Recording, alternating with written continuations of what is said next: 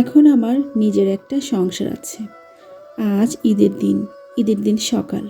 সবাইকে ঈদ মোবারক। সকাল সকাল চলে আসলাম রান্না করতে। আমি সেমাই রান্না করছি। গত কয়েকদিন আগে বাজার সদাই সব করা হয়ে গিয়েছিল, আর গতকালও আমি শপিং করেছি। আমি এখানে দুধটা ভালোভাবে জাল করে নিয়েছি। লাচ্ছা সেমাই বাংলাদেশি দোকান থেকে নিয়ে আসছিলাম। দুধে বাদাম কুচি, কিশমিশ আর গোটা গরম মশলা অল্প, জাস্ট এলাচি, লবঙ্গ, দারচিনি আর তেজপাতা, খুবই অল্প অল্প, যেহেতু অল্প রান্না করছি।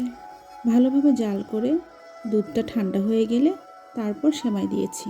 সেমাইটা আধা ঘন্টার জন্য ঢেকে রেখে দিব।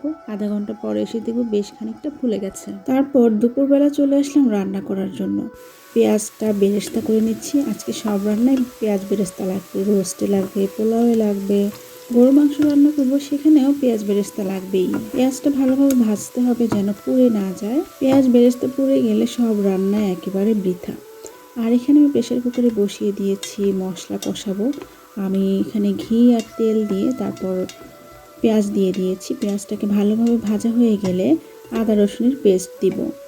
আর আমি একটু পরপর দেখছি পেঁয়াজটা যেন পুড়ে না যায়, লাল হয়ে গিয়েছে। এখনই আমি নামিয়ে ফেলবো। আর একটু পরে নামালে একদম কালচে হয়ে যাবে। কালচে করার কোনো দরকার নেই। এখন নামালে যদিও সাদা সাদা মনে হচ্ছে, কিন্তু বেশ কিছুক্ষণ পরে দেখবে একদম ব্রাউন হয়ে গিয়েছে। আর এই ভাজা তেলেরটার মধ্যে আমি রোস্টের জন্য লেগ পিসগুলো আমি ভেজে নেব। এখানে লেগ পিসটা আমি শুধুমাত্র পানিটা ঝরিয়ে ভেজে নিচ্ছি, কোনো দই বা লবণ কোনো কিছু মাখিয়ে রাখিনি। হালকা ভেজে নিব যেন উপরটা একটা লেয়ারের মতো হয়। আর এই তো আদা রসুন দিয়ে আমি ভালো করে কষিয়ে নিচ্ছি। আদা রসুনটা দিলে ভালোভাবে ছিটে যায়, একদম চারপাশ চুলাটা নষ্ট হয়। কিন্তু যেহেতু প্রেসার কুকারটা বেশ উঁচু, তাই একদম ছিটাছিটির কোনো ভয় নেই। একদিকে ভালোই হয়েছে। আর আমি কিন্তু খাঁটি ঘি বানিয়েছি আজকে। আমার হাতের তৈরি ঘি এত মজা, এত টেস্টি। তো ঘিটা একদম ফ্রেশ, জাস্ট চুলার উপরে বসানো আছে। ঠান্ডা হয়ে গেলে আমি বয়ামে ভরে নেব। এই ঘি দিয়ে আজকে রান্না হবে সব রান্নাই। রোস্টের জন্য লেগ পিসগুলো ভাজা হয়ে যাচ্ছে, সাদা সাদাই আছে। আর একটু ভাজবো যেন একটু লেয়ার হয়। আর এখানে আমি বিফটা বসিয়ে দিয়েছি। বিফটা ভালো করে কষানোর জন্য চুলাটা বাড়িয়ে দিয়েছি। তারপর যখন কষানো হয়ে যাবে, যতক্ষণ ঢেকে না রাখবো কষাবো ততক্ষণ চুলাটা বাড়ানো থাকবে। তারপর ঢেকে দেওয়ার পরে চুলার আঁচটা কমিয়ে দিব। আর এখানে আমি রোস্টের জন্য সেই পেঁয়াজের তেলের মধ্যেই আমি রোস্টের জন্য আবার পেঁয়াজ দিয়ে দিয়েছি। পেঁয়াজটা ভালো করে ভাজা হয়ে গেলে তারপর আমি আদা রসুনের পেস্ট দিব। গরম মশলা করে রেখেছি। গরম মশলাটা আমি আস্ত দিব না আজকে।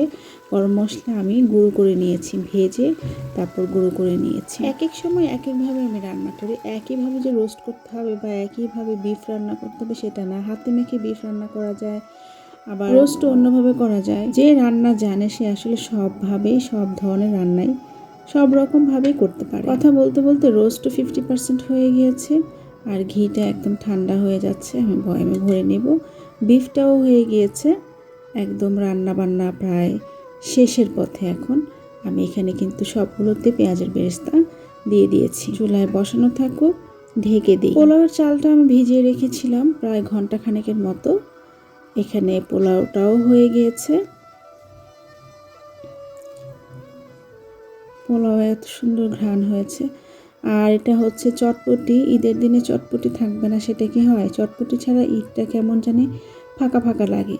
ঈদের দিনে বিকেলে গেস্ট আসবে, তারপর টিভি দেখতে দেখতে চটপটি খাবো, আনন্দ করব, আড্ডা দিব, গল্প করব। এই তো গল্প আড্ডায় চটপটি থাকতেই হবে। আমার কাছে চটপটি ছাড়া ঈদটা কেমন জমেই না। অনেক লম্বা হয়ে গেছে আজকের ভিডিওটা। সবাই ভালো থাকবেন, সুস্থ থাকবেন, নিরাপদে থাকবেন। দেখেছেন তো কত ধরনের কত দুর্ঘটনা ঘটছে। আসলে বাংলাদেশের এই নিউজগুলো দেখলে কিন্তু খুব খারাপ লাগে। যাই হোক, আজকে ঈদের দিন কোনো খারাপ কথা নয়, ভালো কথা বলি। সবাই ভালো থাকবেন। আমার ব্লগ কেমন লাগলো কমেন্টে অবশ্যই জানাবেন। কী করলে আরও ভালো হবে সেটাও জানাবেন।